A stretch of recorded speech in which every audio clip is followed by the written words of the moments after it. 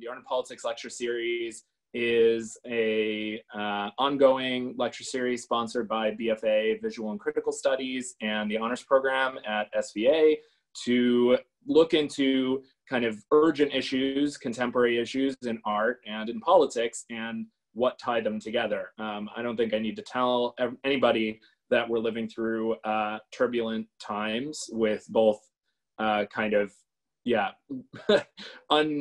of, or maybe not unheard of in a couple generations, a level of crises, obviously of public health, the economy, as well as upsurge for racial justice, not to mention an important election, not to mention climate change, not to mention just all the things that are going on in the world.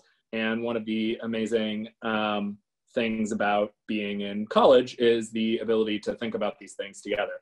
So welcome. And I am going to, well, let me just tell you one thing or a couple things about just how the evening's going to go. So David's going to give a talk for about 20 to 30 minutes. And then we'll have lots of time for Q&A. Usually I kick it off because people are shy. When you do want to speak up, I'll do the unmuting so everyone can partake. But when you do want to speak up, you'll just write stack in the chat. I'm going to just model that right now, just so we know in advance how to do it. But you just write stack in the chat, and then I'll put you in line so you get to ask a question. And participation is much desired. We want to have a real discussion and conversation tonight with each other and with David. So now, without further ado, I'm going to introduce David. So first of all, David Dayen is, I hope I'm pronouncing that correctly, actually. It's Dayen. Dayen, I'm sorry. This is what I get from reading too much. David Dayen is a journalist. He's the executive editor with The American Prospect. He just released a new book, Monopolized, Life in the Age of Corporate Power, which I just finished reading and is a very good read about kind of the everyday indignities and suffering that Americans suffer because of concentrated corporate power in this society. He also has a previous book, Chain of Title, which is a rip-roaring yarn about the economic crisis. And he's also been a journalist who's published in many venues, the Intercept, Los Angeles Times, the Washington Post, HuffPost, New Republic, et cetera, et cetera. I will say one other word of introduction about David Dayen is that, and I told him this when I reached out to him, is that sort of early on in the coronavirus, a friend of mine was just like, oh, you know, there's this bulletin coming out David Dayen's doing in The American Prospect, and you really should read it. It's really fantastic. And so I subscribed, and I was like, yeah, okay, one more thing in my inbox, all right. And I, am pleased to say that in the midst of the coronavirus crisis, it was like one kind of moment of sanity in the general insanity, which I was faced with. I came to look forward to it every day, to feel like David was a absolutely essential guide to navigating, especially the economics and the politics of the present moment. So I am just thrilled that he can be with us today. I'm going to shut up and give the floor to him. Thank you so much for being here, David. Welcome. All right. Well, thank you, Jeremy, and thanks to SVA. I really appreciate you having me here. It's one of the things about publishing a book in this environment was not being able to have the normal sort of scope of connection with readers, being able to go to bookstores and lectures and things like that and really interact with people. I mean, I did a little of that sort of in this kind of environment, but it's a different animal. But anytime that I'm able to get in front of people who want to wrestle with these issues, I'm really pleased. So thank you again for having me. So, I mean, I think I'll start by just sort of going back to the sort of origins of putting this daily report, which has become more of a daily ball and chain for myself, together. And then we can talk about, some of the issues around coronavirus, what it's doing in society. And maybe we'll talk about a little bit of art and visual arts as well. So the first thing that I wrote about the coronavirus was, I believe, in early February. I had, through January, had been hearing about these quarantines and things like that within China, within Wuhan, these major, massive lockdowns that sounded absolutely incredible to us, except for, 2 months later, the whole world was doing the same thing. I was writing at the start primarily about what's going to be the effect of this on our economy and our just ability to access goods. Wuhan is to China what Detroit was to the United States in the 1950s. It was a major manufacturing center. And still is. And the lockdowns really caused this tremendous disruption such that we hadn't seen in this country in a very, very long time. All of the things that eventually caught up to us, whether it was, no toilet paper on the shelves, no other various supply chain issues, which are disrupting us even now. Like I read a story just this week about how cans of corn are very hard to find. Still, we're 7 months into this crisis in the United States. So I was looking at it from that angle and how, and it interacted a lot with the elements of my book, because there were so few companies that were manufacturing these goods, and they had all centralized their production in one area of the world. When something happens in that area of the world, it causes a ripple effect, and it causes a much more magnified problem. Little did I know that this thing would come throughout the entire world, and that this would be a much bigger issue. So, in the subsequent weeks, we wrote a little bit here and there about coronavirus, some of the impacts, as we started to see cases come to the United States. And then, interestingly, it was that week where a member of the Utah Jazz basketball team and Tom Hanks both contracted coronavirus. This was like in early March. And that really sort of, it had to take celebrities in sports for it to hit home for everyone. Oh, this is like a really big deal. And that's when we started to see the shutdowns. And at that point, my thinking as a journalist was that this is the only thing that we're going to be talking about. And I thought that even well before this, that this was the only thing that was going to be important for the next period of time until we eradicated it. And I felt what was needed was someone to look at the entire scope of it, because this was going to touch everything. Not just a public health crisis coming off an election cycle where all we talked about was healthcare. Not only was it going to be an economic set of devastation if you lock down all of these businesses, it was going to have an impact on all walks of life. I mean, look at the arts. The fact that you can't have a venue open, an indoor venue for any significant number of people, and what that impact has been on live music, on live theater, on all of these measures, it's been absolutely incredible. In the near term, maybe photography and animation have been, built up a little bit more because you can actually do animation. And there were all these incredible, indelible images at the beginning of the crisis of completely empty cities, like these iconic landmarks with nobody around them. It's things that you never see.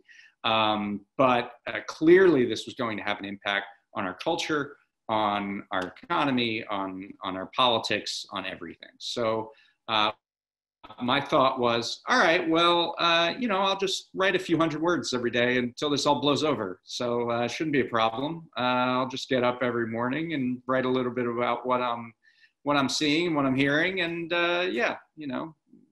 maybe by June I'll be writing about something else. Turns out this is the only thing practically that I've been writing about since March. I believe we started March 10th, 11th, something like that, and we started doing it 7 days a week. We actually did it every single day. We've cut back since to 6 and now 5, but there's still plenty to talk about, and the weekends, and I still have bunches of things in my inbox and my tab folder that I want to talk about. So the instinct was correct. This has had just this enormous, overwhelming impact. When I started it in March, that was really a hinge point moment. I felt like I knew this at the time, but it only became clear more generally later, and particularly now. So the Congress was trying to figure out, well, what are we going to do if we shut down large segments of the country and we make off limits many of the normal kind of experiences of commerce? What are we going to do for people? We're going to have temporary furloughs like we've never seen before.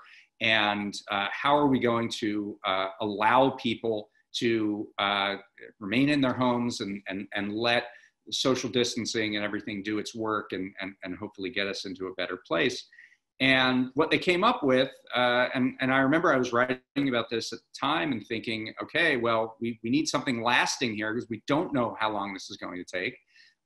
We need something that can extend for the duration of this crisis. And what Congress came up with was something called the CARES Act. And the CARES Act was kind of a best of times, worst of times scenario. So in the best of times, it really did create this incredible burst of cash transfers for people who were going on to unemployment. $600 a week in addition to the regular unemployment check, which is usually about 40% of your total income, the replacement rate. You add the $600 to that, and many people at the low end of the income scale were doing better during this crisis than they were when they were employed. And I would argue that was a good thing because it allowed them not to have to worry about getting back on the job, going back to work, and keeping people confined so that they could figure out what to do in the aftermath. But the problem that I immediately kind of figured out, so I mean, the unemployment thing was big, and then there was this thing called the Paycheck Protection Program, which was sort of a pass-through of wages for small businesses so they could stay afloat. There were a host of things, $1,200 stimulus checks, one-time checks. But all of that was temporary and time limited. There was one check. The unemployment boost ended in the end of July. The Paycheck Protection Program quickly ran out, and then a second round of it was done, and that ended up running out at also around July. And it was clear that wasn't going to be enough time, that was going to be inadequate. And that caused other problems later. So what also was in this bill was this $450 billion that was given to the Federal Reserve to ramp up to $4.5 trillion to keep markets afloat, to keep asset prices afloat. And this has caused a few different things. The big thing that we've seen is what we call a K-shaped recovery. So, sometimes economists talk about a V-shaped recovery. It means we have a downturn and then we go back up. It's shaped like a V. A U-shaped recovery would be a downturn and then, sort of a flat bottom and then gradually back up. The last recovery after the 2008 financial crisis was kind of a Nike swoosh recovery, a sharp turn downwards, and then a very slow, agonizing turn back up. We've seen now a K-shaped recovery. It was straight down, and then different experiences depending on your level of wealth and power. For people in the top 10% of the income scale, they have returned from an employment standpoint exactly back to where they were before the crisis. There's this amazing stat that billionaires have increased their wealth by 27% during the crisis. The other side of that K, the downward, is everybody else. So, and that's the millions of people who are still unemployed, who are still looking for work, who saw their increased cash assistance run out, and who are now struggling and wondering how they're going to cope. So we have this incredible dichotomy where wealth is increasing at the top of the scale, and at the bottom of the scale, there's food insecurity, and there are real social problems. The other thing that the CARES Act was a big part of that, because so much money went to propping up the capital markets, which is how billionaires essentially increase their wealth levels by allowing, by riding the market, which went back in an upswing. The other thing that the CARES Act ended up doing is, because there was no money available for state and local governments to cover their revenue shortfall. So if we're all not going out, we're not paying any sales tax, right? If we're not going to restaurants, we're not paying any sales tax. If more of us are unemployed, there's no state income tax going into states. If they literally just restarted here in Los Angeles collections on parking tickets. For months, that wasn't collected. That's another set of money that states and cities were not able to collect. So there were these tremendous shortfalls in states and cities across the country. And because there wasn't any money made available for that in the initial bill, it created this situation that induced returning to a premature recovery. And I actually had a friend, a guy at Marquette University, who did some research on this, and he said that there was a correlation between cities and states that were more reliant on income taxes and things like that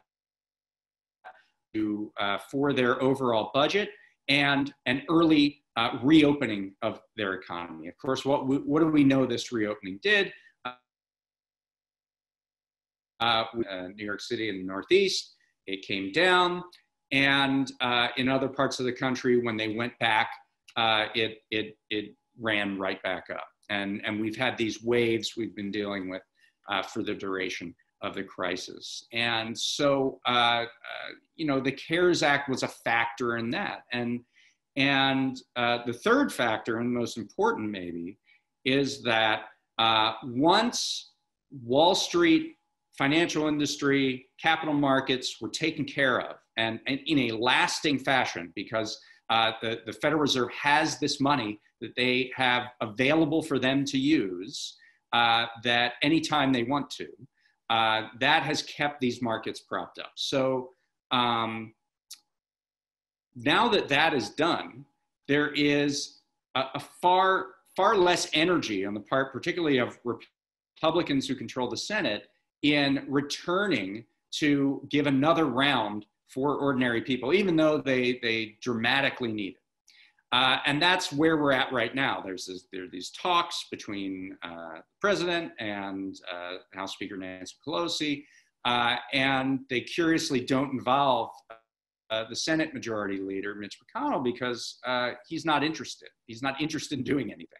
And so it's this sort of very theatrical kind of situation where there's this alleged fight in public in negotiations, but the negotiation has nothing to do with the real world, because the real world is there's probably nothing to be done, barring some change after Election Day.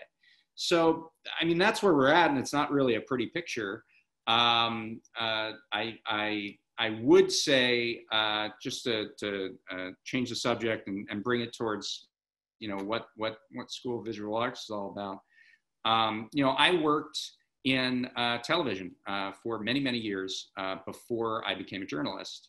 I was an editor, I was producer, and I still keep in contact with a lot of those people. And it is really remarkable what has gone on. Hollywood in Los Angeles here is kind of a company town. At any given moment, there are thousands of people just sort of waiting for their next gig, transitioning into a show, out of a show, things like that. And for months, they were all shut down. And what I have heard is that nobody is really being very straightforward about which shows are opening again. And as an actor now, you also have to be a cinematographer, because a lot of what they're saying, you also have to be a casting agent, this is fascinating. But what you're being told is, okay, you can shoot with us. We're going to hire you for this gig, but you have to shoot it in your home. And what they're also saying is that, if there's a commercial shoot, for example, if we need more than one person in it, get your family member to be in the commercial shoot with you, so we can have some contact and intimacy and two people in a room together without causing any real problems. And this is really happening. So commercial actors are getting their wives or their husbands or their nephew or whoever to be in commercials with them. This is something that's going on right now. The one thing that I'm seeing, and this is true across the board, and I'll just wrap here and then we can have a discussion, is that the pandemic is an accelerant. It's an accelerant of the changes in society that have been going on for a while. So if you're talking about corporate power, corporations, by virtue of small businesses falling out, by virtue of the sort of K-shaped recovery I've been talking about, by virtue of changes in habits, people staying at home, getting on Amazon to get their deliveries, things like that, that's accelerating something that we've seen over the last 40 years. The accelerant when you're talking about media and entertainment is to the streaming model. So Disney is the big one. And Disney, in 2019, 40% of all movie tickets went to movies produced by Disney in the United States, which is something that we hadn't seen in a very long time. So one company taking 40%. And what they said just a week or two ago is that our focus now is on the streaming product. So you're talking about a company which sells 2 out of every 5 tickets for movies in the United States, saying movies in theatrical release aren't really our focus anymore. And so what does that mean for thousands of movie theaters across the country? What does it mean for the future of streaming? The fact that we have this atomized environment with Netflix, Disney, Hulu, CBS All Access, NBC Peacock, HBO Max. There's no common conversation. Amazon Prime too. There's no common conversation going on among those. You either have to buy each one of those separately, or you miss out on certain things. You're having one experience and somebody else is having another. And what does that do to culture? What does that do to the common sort of language that we all have? I think that this is accelerating something that people were headed towards with respect to this new kind of walled garden model that we've seen on the internet with things like Facebook and Twitter and how Google kind of keeps you within their ecosystem. Now we're seeing that at the visual level with regard to Disney Plus, with regard to Netflix. So, I'm curious about what that means. I'm curious about when and if and will we be able to get back to a live visual experience again? Will the venues that were set up to do that be able to return? What will that look like and feel like? And what will the art be that reflects on this period? I mean, we can talk about that too. But I feel like I've gone from boring economics over to visual arts. So I think we'll cut it off right there, and happy to talk to Jeremy and the rest of you. So thank you.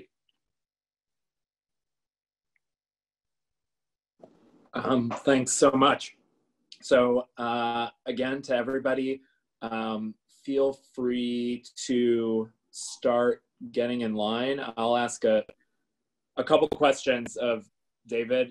Thanks again so much for your presentation. And you just write stack in the chat like I just did, and that puts you in line. I'll keep an eye so everybody can get a chance to speak. So there were two things I thought to ask.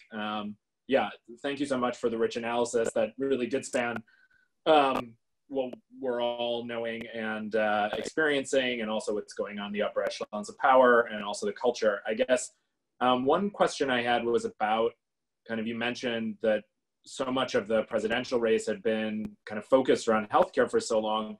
I wonder if, and that conversation, a lot of it was about, how are you going to pay for more coverage? How are you going to pay for it was kind of a common refrain. I think it's maybe seems obvious that the United States is now paying for not paying for a lot of things, for infrastructure, for healthcare, for a whole number of things we've let neglect, and now we're kind of faced with a crisis and have less to fall back on than we might like.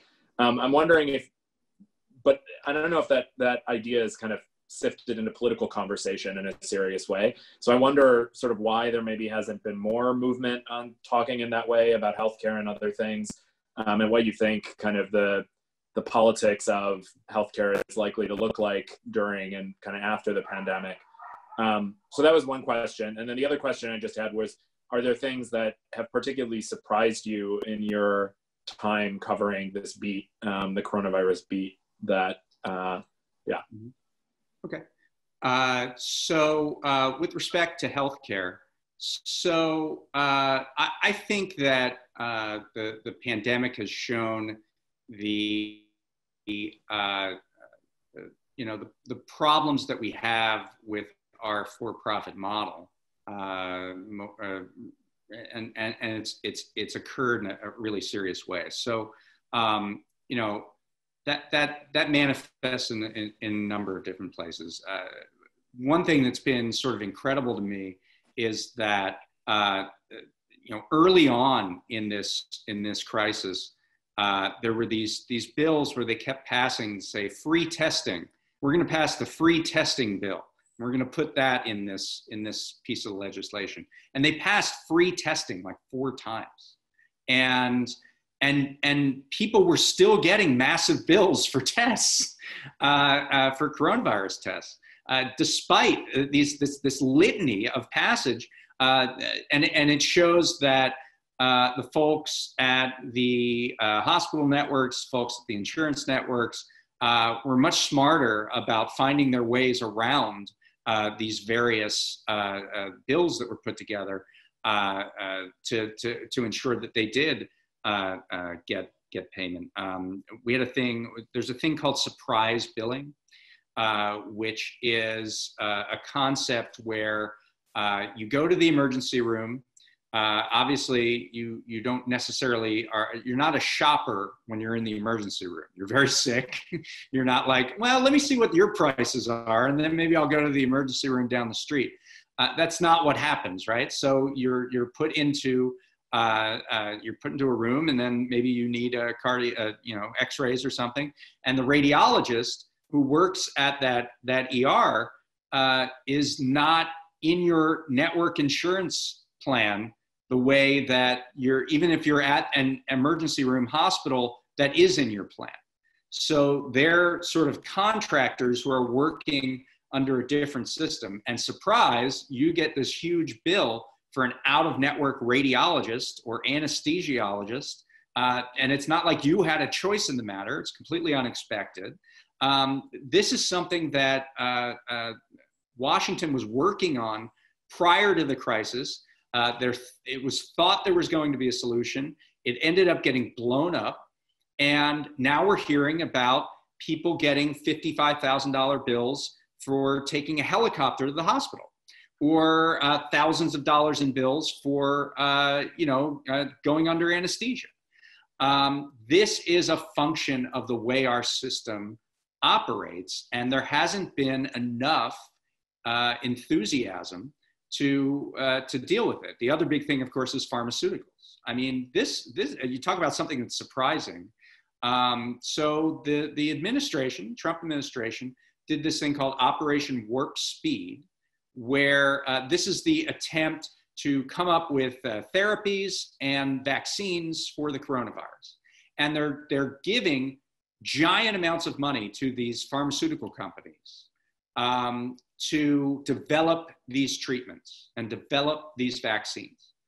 And yet, when you hear about a company like Johnson & Johnson or Pfizer making progress on a vaccine, their stock goes up. Now, the stock is a function of their expected future profits. But we, the people, have already paid for this through the billions of dollars that have been given in R&D, the research and development, to make these products. So why would their stock go up? And why are they saying, we're going to charge X amount of dollars for this vaccine, when we as the American people have already paid for this vaccine?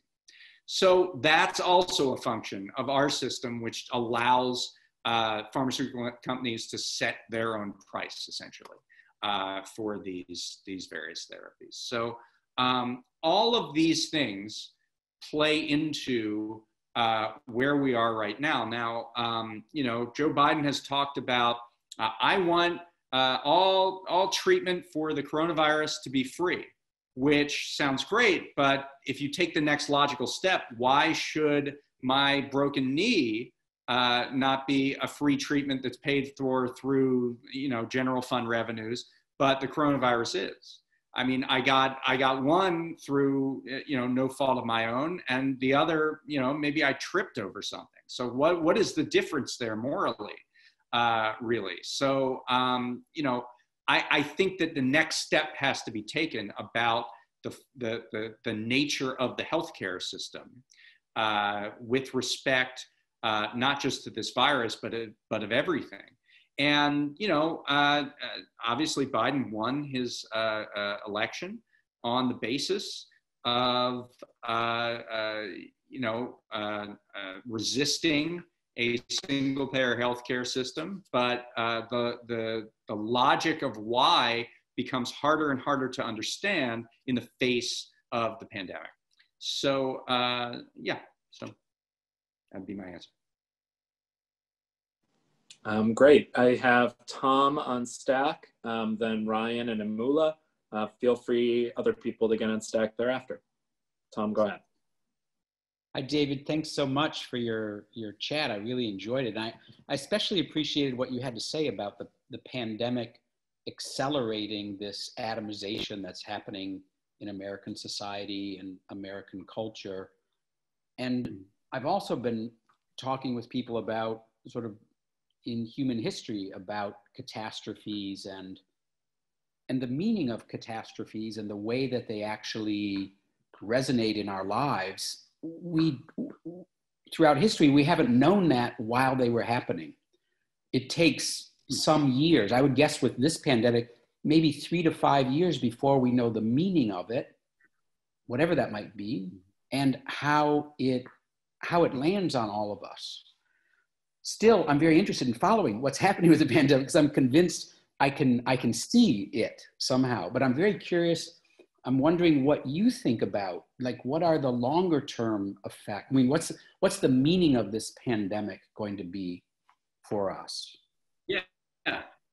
Well, thank you for that. I think maybe it's the nature of the acceleration of the news cycle, but I do feel you can see these changes happening in real time. You can see how we are moving into, different modes of communication like this, different ways of connecting with one another, and what the effects of that are. Some of them economic, some of them social. We're struggling with this right now at the American Prospect, thinking about, are we going to have an office after this, right? Are we going to have a gathering space where we all go to work every day? And if we're not, there are ripple effects of that, right? We're located, I commute, but we're located in Washington, D.C., and if we decide we're not going to be located there anymore, we're not going to have, a standard office, what does that mean for the company that owns that building? What does it mean for the property tax rates for that building? What does it mean for the city being able to provide services? What does it mean for, the park that's across the street? Is it going to be able to be renovated? It was under renovation, when I last was there in February. There are all sorts of effects from the fact that we now have tools that we're all using that have made it easier to communicate. So that's just a little version of that. But these kind of ripple effects are playing, I think, all over the place. And they're very much apparent to us. Now, you're right to say that we don't know what ultimately will happen. There are historical sort of analogs here. One of them being, it was much more deadly, but if you look at the Bubonic Plague, that is what went a long way to ending feudalism in the world, because suddenly there was a disruption in the labor supply, and those who were left could then bargain more freely for the use of their labor. And that caused a real change in the orientation of society, which was much more in a sort of a lord-vassal kind of situation rather than the situation that eventually arose. So, catastrophes do end up usually leading to some sort of impact. The one that's within the last 100 years that we think about is not the pandemic. Actually, kind of the Spanish flu, I would say, of 1918 didn't really have that kind of impact, but the New Deal after the Great Depression, which had a similar economic impact as this, really did. And that's what gave us Social Security. That's what gave us a more tightly regulated financial system. That's what gave us public spending and public jobs, and the WPA, if you want to talk about culture. So it does remain to be seen, but a lot of it, I also think, is playing out in real time, is playing out in the decisions that we're going to make, in a couple weeks at the ballot box, and also the decisions in terms of how we're going to participate and engage a future political system to respond to what is happening. So I think all those things will play a role.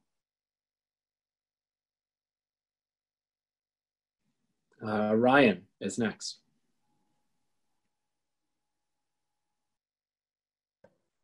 Oh, I was gonna build upon like that idea of acceleration, because I remember reading in Tom's class the book The Plague by Amu, I think it was, and it was actually perfectly timed because the whole coronavirus and all that stuff came around. But it's I remember during the end of it, when the plague came, everyone was almost wanting to return to normalcy and almost forget what happened to it. And similar to the Spanish flu, it didn't really have a cultural impact, almost getting overshadowed by the Great War. Do you think like because of the advancement of technology and how like technology sped up, like how technology has been speeding up, especially with the invention of internet, how does that like play a role into our economy and the individual within the economy? Right. Thank you for that. I mean, I think, boy, I'm thinking about how I read The Plague in college as well.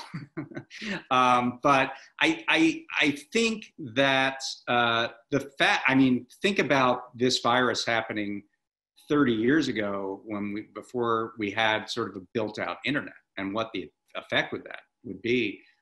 Economically, it'd be disastrous. If you're talking about 40, 50, 60% of the people who are working from home now having no ability to do that.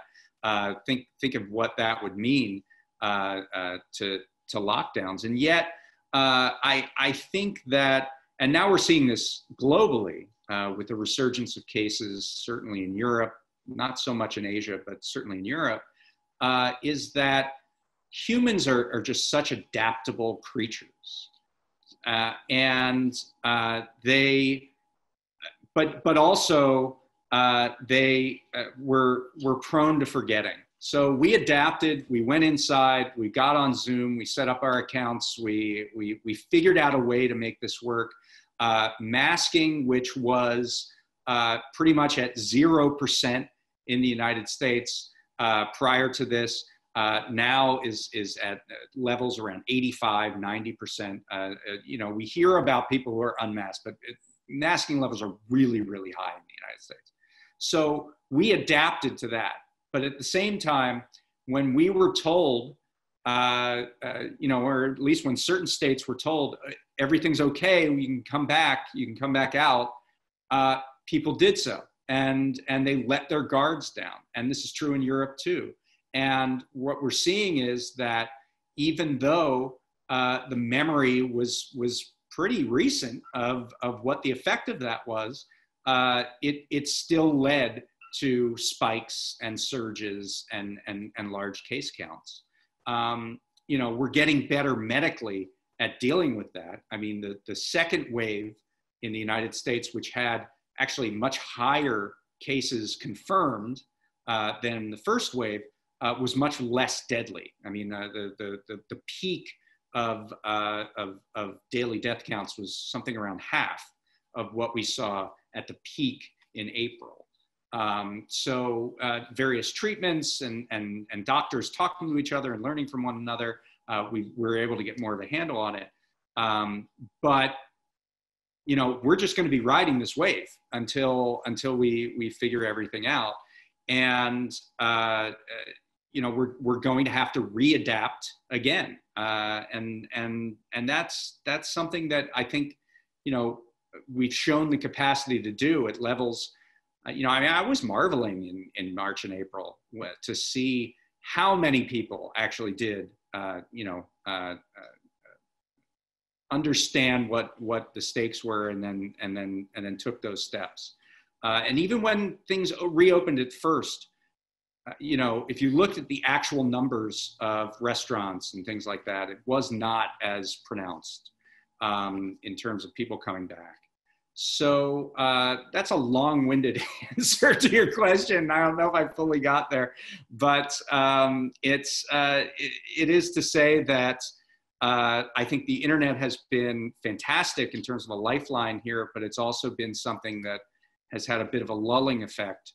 And humans being social creatures, it has not been fulfilling enough, I think, to keep people from returning to their older habits.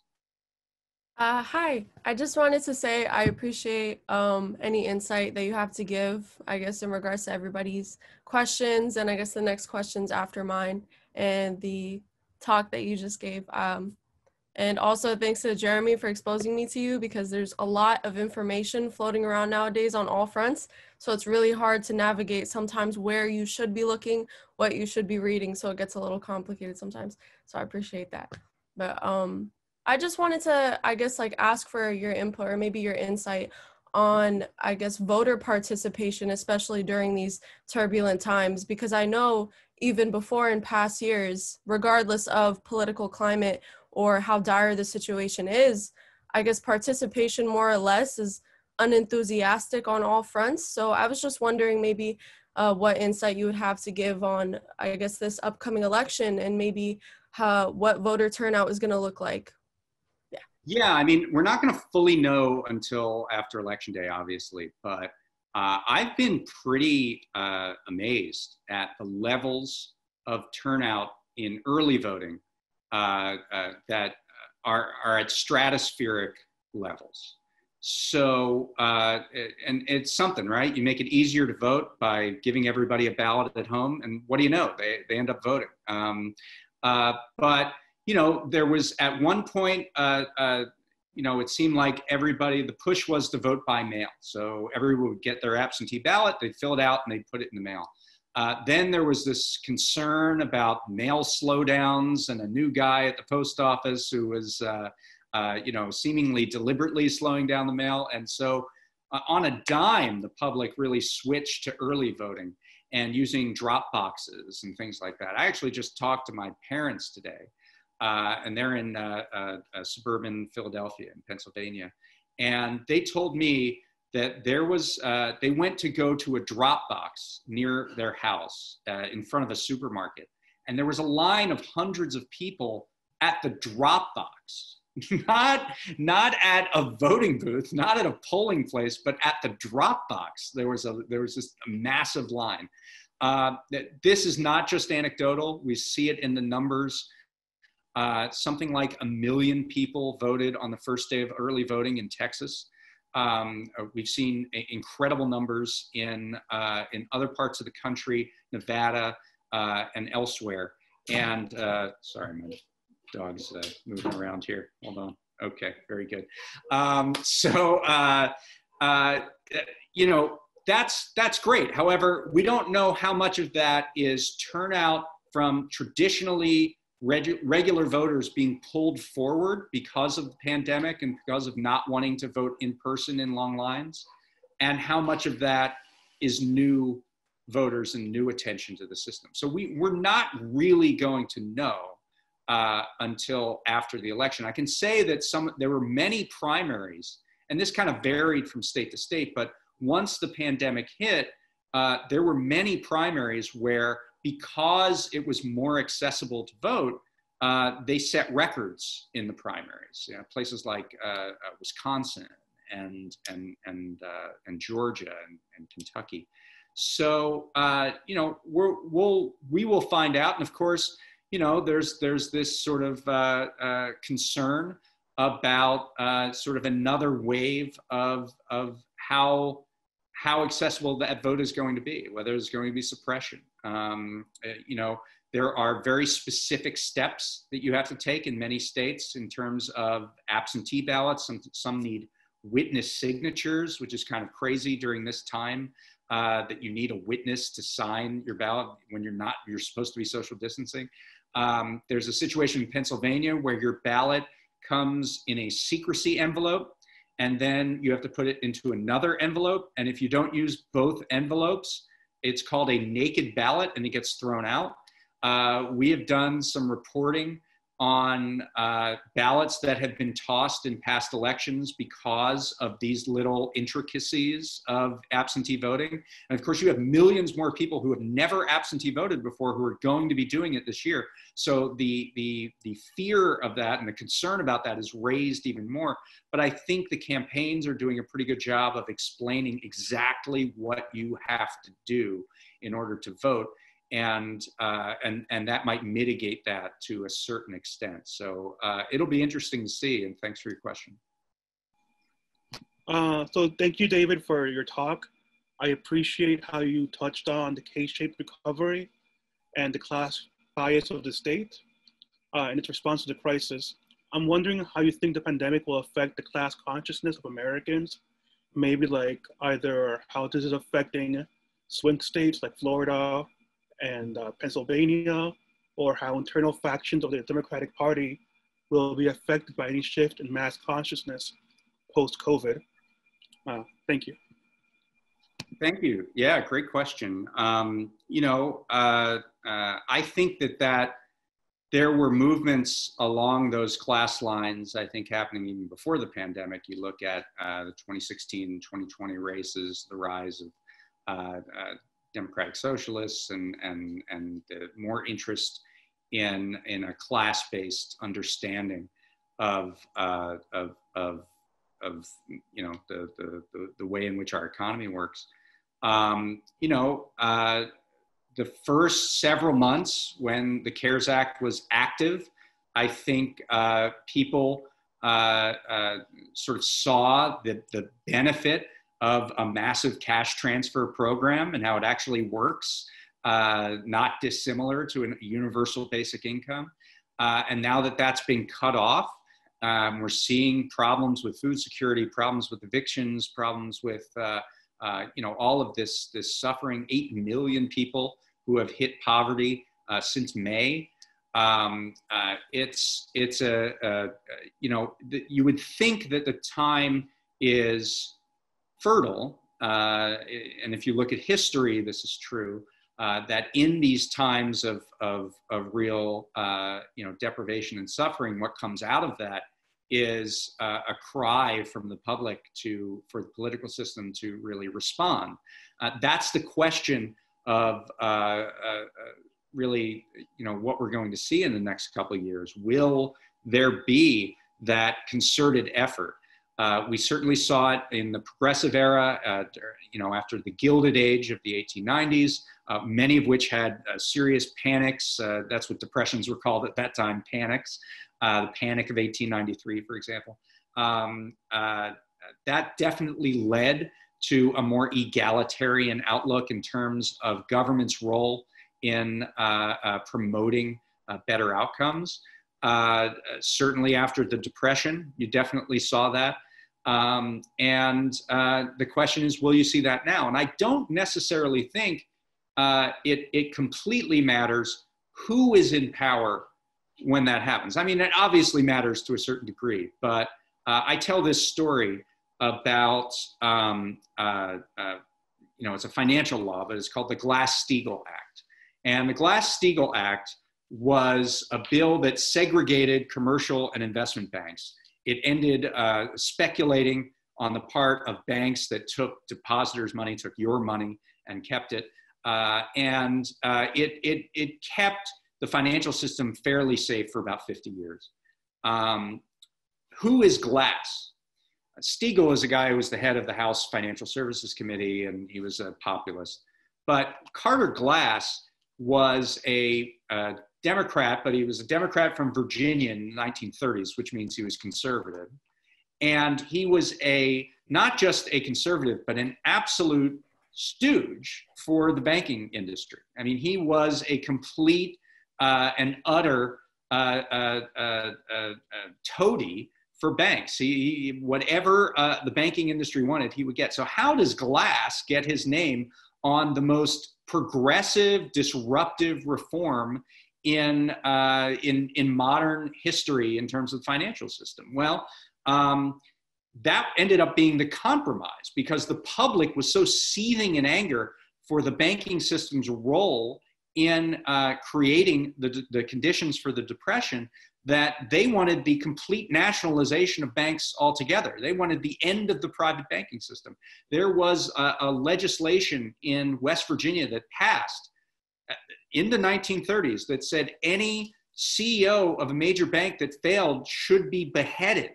I'm not making that up. There's an actual law that passed in mid-1930s. So Carter Glass, the you know, Mr. Bank, ends up coming up with this compromise that's super progressive, and his name gets on this incredible reform that segregates the financial system and makes it safer. So you know, certainly I think you know, young people and progressives were disappointed maybe by Bernie Sanders' loss in the primaries and Joe Biden becoming the nominee. But you know, this starts at the level of the individual, and through civic engagement and through making your voice heard, the bottom up forcing of the political system to listen and take action on behalf of the public, I believe it still does exist, and we will certainly find out if it still exists should Biden win the presidency, and should Democrats have the ability to make new law.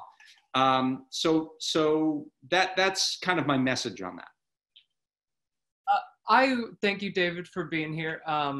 I just had a question about it. What role or how big of a role do you think patents and copyrights kind of play, kind of like overall in our system? Like I think about with pharmaceuticals, especially like with public funding of now like the privately owned drugs. And I also think about like Disney and their now like reliance on properties like Marvel and Star Wars and kind of feeding into that system. So. Yeah, absolutely. That's a great question. Two parts to that. So, what we have with the pharmaceutical industry is really a government-granted monopoly.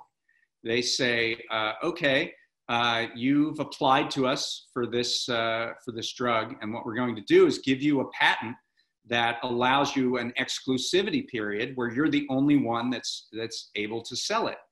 And this allows you to make back your research costs and earn a tidy profit. And then after a period of time, we will come in and license that out, that patent out, so that it runs out and its generic competition can come in.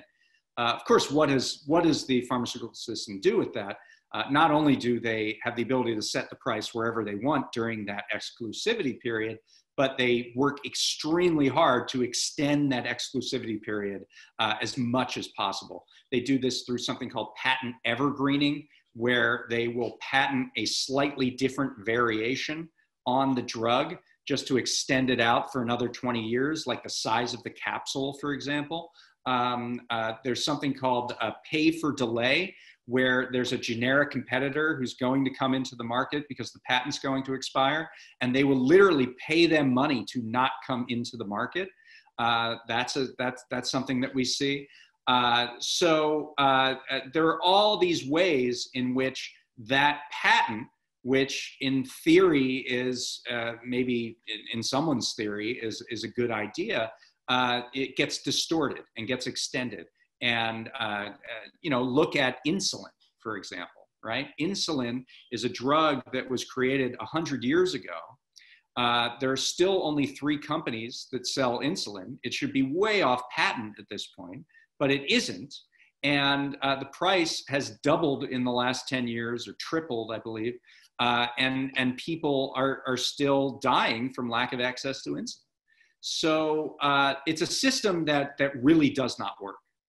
And the vaccine situation could have been a moment to say, here's a new system. Here's a new way of thinking about this. We paid for this through a public grant, and seemingly we shouldn't then have to also give out a patent on something that we the people that have already paid for. So that could have been a moment for a more public conception of that patent system. And we're starting to see at least some experimentation around that. Right here in California, a law passed earlier this year that creates a generic manufacturer from the government. So the government can deal with patents and create their own generic competition to these drugs that are out of patent. There are ways, there's something called eminent domain for patents, which the federal government can do. They can literally come in and say, you're not offering this at reasonable terms. We're going to take your patent and license it out to other people who are going to give it out at affordable rates. There are a lot of things that you can do because the government created this patent system, right? So they can also destroy it. They can modify it. They can change it. So that's the one question. With respect to Disney, the entire creation of this Disney monopoly has been about intellectual property. Obviously it started with Disney itself the constant extending and extending of Mickey Mouse and all of these pieces of intellectual property. But then they went on this buying spree, and as you say, they bought the Star Wars and Lucasfilm franchise. They bought Marvel. They have Pixar in their roster as well. So that is how they created this behemoth, and it really was through mergers and acquisitions that they put themselves in this position. And there the questions are a little bit different. Copyright is supposed to be a protection for the artist. It's supposed to be a way for the artist to be able to be compensated for his or her work without having that compromised by other people just ripping off their versions of the art. But when the artist per se is a giant multinational corporation, it becomes a far different situation. And the question is, what do you do around that? And I think that Disney is essentially a budding monopolist in the entertainment sphere, and we need to look to our antitrust laws to figure out how to deal with that. It's not necessarily about limiting or changing intellectual property laws, so I think there's a role to play there. But it's really about do we want a situation where, and with Disney Plus is even more pronounced with them moving to streaming, they now control the content and the distribution, right?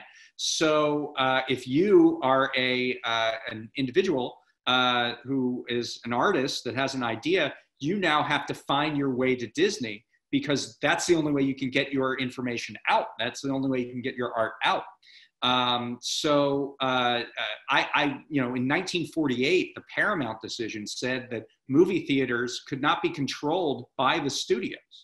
And now we're moving back to that. We're undermining that decision. We knew in the 1940s that was a problem, that the production and distribution shouldn't be in the same hands, but now it is. So I think those are the issues that we have to deal with. David, thank you so much for being here. This is my first time coming to one of the honors monthly meetings, and it blew my expectations out the water. So thank you so much for all the information you provided so far. And that is my question. It's about information. At a time like this, where the entire world is talking about one thing, how do we know how to separate the truth from the lies, from the conspiracies? Yeah, it's a great question, and it gets ever harder with the nature of social media, with the ability for anybody to really post something and get it recognized. But I think that we have to be really careful about the idea that we moderate, or that we that we look to a large company to separate the what is true from fact from fiction, or things of that nature. They shouldn't have that power. We in the United States have a very liberal conception of this, with the First Amendment, with certain restrictions, but very few exceptions. And we shouldn't outsource to Mark Zuckerberg to be the overseer of truth from falsehood. I think that's very dangerous for society. And the only reason that it's dangerous, by the way, is that Mark Zuckerberg, through his various properties, has a stranglehold on the means of communication. So if there was, if your town had 20 newsstands, and one of them was like, I'm not going to ever carry this one newspaper, but the 19 others were, then we wouldn't have a problem. But if there's one newsstand, and that newsstand says, at my whim, I'm going to be the super editor of what people get to see and what they don't, then that's a much bigger problem. And that's the problem that we face Facebook and YouTube and these other properties. So I think the solution lies in expanding the number of outlets for distribution, so that we have to take a little bit of our own responsibility in terms of questioning and being skeptical readers and trying to get corroboration and things like that. But I think that we have to be given the chance, so that we're not endlessly scrolling a social media site that through an algorithm is serving us this information and sometimes disinformation over and over and over again. So it's a balancing act, and it's all societies have trouble with it. But I don't think the answer is giant corporation social media site, please help me separate this for me. I think we have to figure it out more through our own devices. So thank you. Hi. First of all, thank you for all of your input. It's very, very enlightening, especially because it's my first time really attending one of these events. I wanted to ask about our government system and the pandemic, on how our government reacted. From the beginning, we saw that many states enforced quarantining and social distancing better than others. And so I guess my question is, do you think that the problem is rooted in our government system rather than the people in office, in regards to balance of powers and, local and federal governments? Right. So the question is really about, federalism, about the ability for states to set their own conditions. I think that at the beginning of the pandemic, the president was all too happy to have federalism. He did not really push in any major way to get involved. And that way, in his mind, he thought he wouldn't be blamed for it if lockdowns were too stringent or whatnot. I think that, I think federalism generally makes a lot of sense on a lot of levels. I do think one of the big problems was that the federal government didn't provide enough support to the states. They provided the information that said, look, you're going to have to engage in some quarantines here. You're going to have to make sure that there are no large gatherings. There's got to be social distancing, or else this virus is going to just cut through your state. But also, we're not going to give you any money to cover the extreme revenue hardship that is going to result from you doing that. So it was a contradictory message at the federal level. And I think if it would have been much easier for states to do what the science said needed to be done and do it in a sustained fashion, so that the virus was really broken like it was in New Zealand or in other parts of the world. But that, I feel like that couldn't have been done without significant financial support to say, we're going to allow you to do this for as long as you need to do this. So I think what was needed was a significantly more state-federal cooperation. And that's what was missing. And that led to the poor response. And then, of course, by the time May roll around, you had the federal government giving a contradictory message, where the disease specialists were saying we have to keep going with this, but the president was saying liberate Minnesota and liberate Michigan. And so that contradiction, also that mixed message, made it more difficult for the states to figure out what they wanted to do. And then the fact that they had no money coming in induced them to open businesses that could at least get some state tax revenue coming through. So it's a difficult situation, but I feel like the real problem was the lack of cooperation. Okay, well, let me thank, first of all, David Dayen for joining us this evening.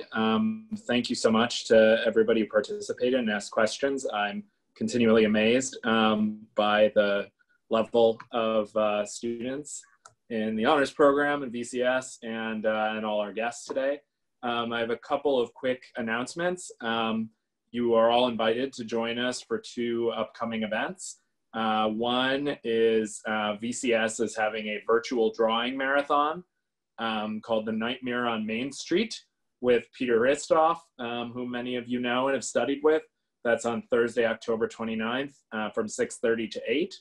And then our next Art and Politics lecture will be on Friday the 13th, Friday, November the 13th at 7 p.m.